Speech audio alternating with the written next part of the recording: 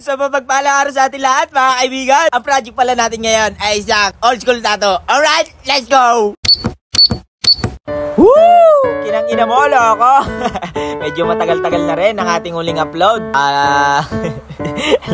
Ayun na naman, nag-iisip na naman kung ano-ano sabihin. So tara, gawin na natin. Ayun, tulad ng dati ating sasabunin, tatanggalin ang ating mga libag-libag at kung ano-ano pa mga espiritu. At syempre, aahitin. Tulad ng dati, di ba nga na-miss nyo yung mga ganyang pinaggagawa natin? Ayun, ating inalkoholan at pinayat. At syempre, di natin makakalimutan dyan. Ayan, ang ating balm stencil serum. Ay. Happy New Year everyone. Talagang first vlog natin to ngayong taon. At darating ang araw na makakapag-upload pa tayo ng napakarami.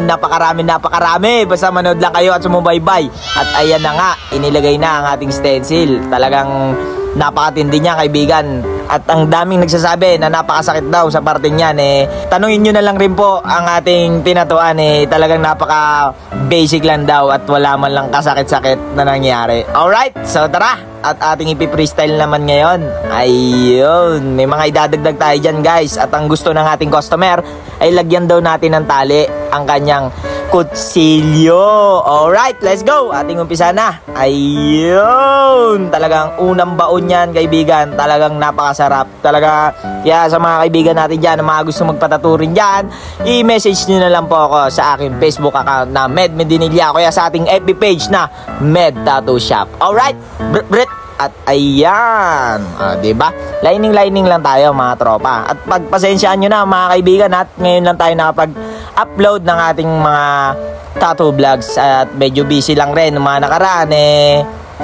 Wala tayong magagawa. Di natin maisabay yung ating pagbablog, pag-edit. And kaya salamat, guys. Kahit pa paano nandito pa rin kayo at patuloy na nakasubaybay sa ating mga vlog. At syempre, hindi rin natin makalimutan dyan, guys, ay yung mga ating pagmumukbang. Darating ang araw na makakapag-upload din tayo. Oh yeah!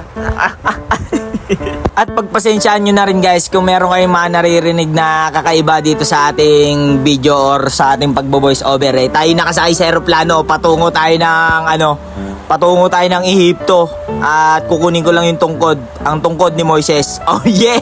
Talaga ready na sa mga biyakan pag nakuha natin ang ating tungkod.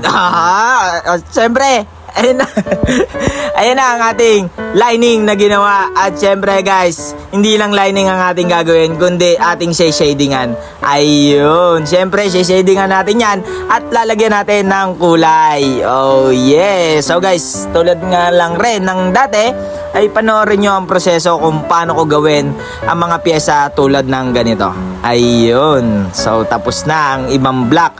At next na tayo sa ating pagkukulay. Ayun. Ay, mali. Hindi naman pala kulay ang pinagagagawa ko Black pa rin. Pero, ayan. Diba? Napaka-basic lang. May mga shading lang ako ng konti. Oh, yeah. So, guys, tara. Tara. Saan tayo punta? Sa Ehipto. Ayan. Ang ating ginagamit nga palang ink dyan sa lahat ay Arctic ink. Yan ay gawa ng ating bossing Bong Arquines. Sensya na kayo, guys, medyo wala tayo gaanong masabi or maikwento. At tawa na lang ako sa Hoy, ano, gising na, baliw ka ba? Panay katawa siya, balik tayo sa ating ginagawa. Ito nga pala ang True Red na gamit natin. At sa paggawa ko nga rin pala ng dark red dyan, guys, ay tinimplahan ko lang rin ng 2 drops of green. Or mas gusto nyo na mas matapang pa, ay lagyan nyo ng 3 green. Oh yeah. Ang dami mong alam, boy. Talaga may pa-tutor ka na nalalaman. Pero ito, guys, lahat talaga ng ating ginagamit na ink dyan ay Arctic ink, gawang Pinoy. Kaya marami na rin ang ating mga kapwa tattoo artist na gumagamit niyang Arctic ink. Yan ay sa pangunguna ng ating master Bong Arquines. Oh yeah, yan ang Arctic ink, the master ink. Talagang gawang Pinoy, 100%. Oh yeah, brut. Kaya guys, maraming salamat muli sa lahat ng mga nakasubaybay, nakasuporta. Kaya mahal na mahal ko kayo. Oh yeah. Pagpasensyaan nyo na, guys, kung meron mang kakaiba sa ating pagbo-voice over ngayon yun nga tulad nga ng sabi ko kanina tayo nasa eroplano papunta tayong Ehipto. Oh yeah, at ayan nga pala ang ating foaming soap na Inkstream at ito ay gawa ni Sir Ryan Manso ng Malaban, Binyan, Laguna. Oh yeah, at ito nga pala ang Mr. Marcus Organic. So guys, di na natin para patagalin, ito na ang ating final result. Alright, let's go!